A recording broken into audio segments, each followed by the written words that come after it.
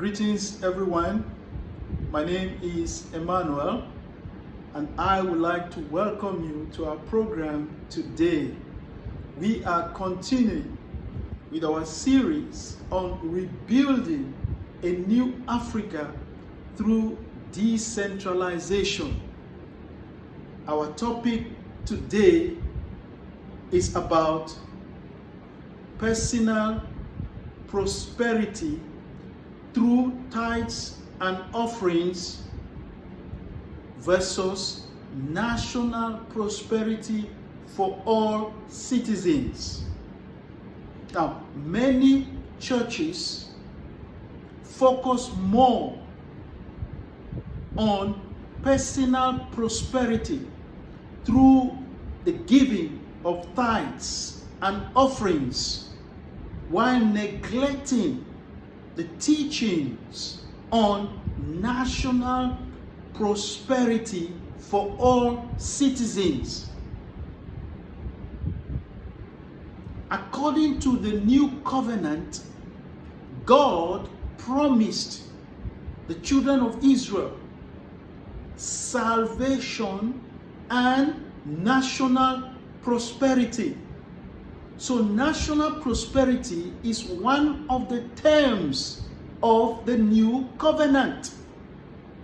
But we don't hear that in our churches in Africa and around the world.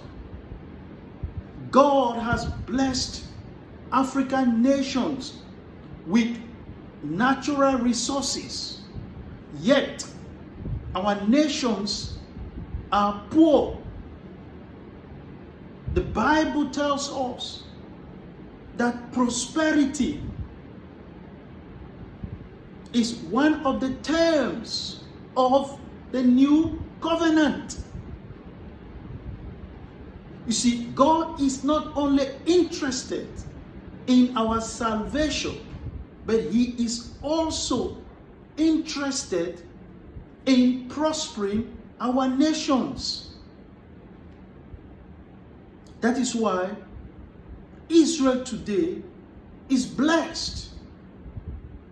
The people, the Jewish people, they are hardworking, they are intelligent, they are smart, but they also have a covenant of prosperity with God. God promised to bless their nation. As Gentile nations, we share in that promise of blessing through Jesus Christ. So the new covenant was entered between God and the Jewish people. But because of Jesus, we who are far away have now been brought into that covenant. And because of Jesus, the Gentile nations, African nations, now share in that promise of prosperity.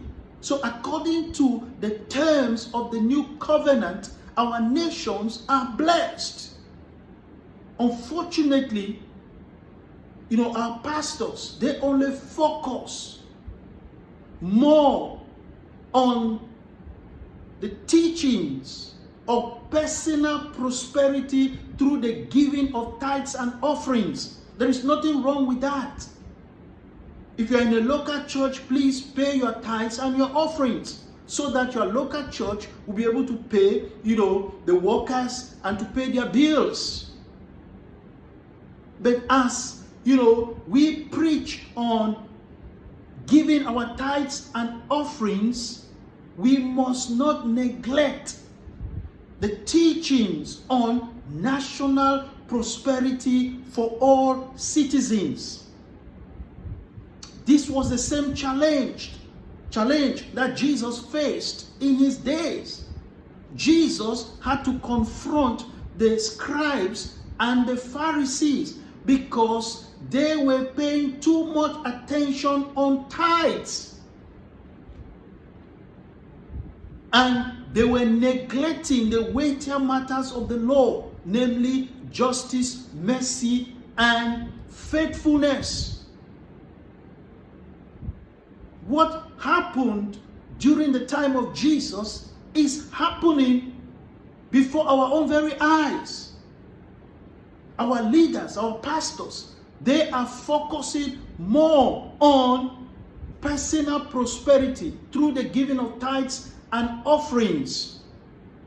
And they are neglecting the teachings on national prosperity for all citizens. Jesus died for Christians and non-Christians. Jesus died for all of us. God has already blessed our nations. God wants us to enjoy the blessings that He has placed in our different nations.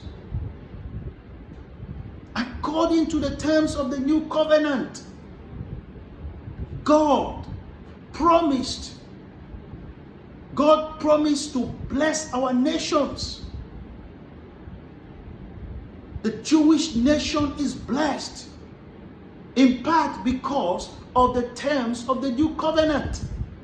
If Israel is blessed today, it means that other Gentile nations must be blessed as well. But unfortunately, in spite of the blessings that God has placed in our nations, some of our leaders in Africa are unable to manage the prosperity in our nations. This is why the church must step up. The church is the defender of the defenseless. The church is the conscience of the nation. The church is the voice of the voiceless. The church must contribute towards national prosperity for all citizens. That is why in my past videos, I have mentioned some of the things that the church can do to contribute towards national development, national prosperity for all citizens. Please, if you're interested, you can watch my past videos on my YouTube page, on my YouTube channel, or on my Facebook page. This message is critical. Most African countries are blessed with a lot of natural resources, but the people are wallowing in poverty because of unethical leaders who don't understand management principles. And the form of government that we also have in Africa is one of the factors that is hindering the prosperity of many African countries. You see, after independence in the 1960s, many African countries adopted, a centralized system of government. And a centralized system of government encourages corruption. A centralized system of government encourages inefficiency. A centralized system of government encourages conflict. That is why this platform is proposing a different form of government, a decentralized form of government. Decentralization encourages national prosperity. Decentralization mitigates conflicts. Decentralization encourages efficiency in the provision of goods and services that will benefit all citizens. That is why the church must speak on behalf of the poor and the oppressed. That is why the church is the conscience of the nation. That is why the church is the voice of the voiceless. That is why the church must promote righteousness and justice in our communities and in our nations. According to the terms of the new covenant, God has already blessed our nations. Therefore, as pastors, we must not only preach personal prosperity through the giving of tithes and offerings, but we must also preach national prosperity for all citizens. Thank you so much for watching this video. We are going to continue next time. Until then, bye-bye.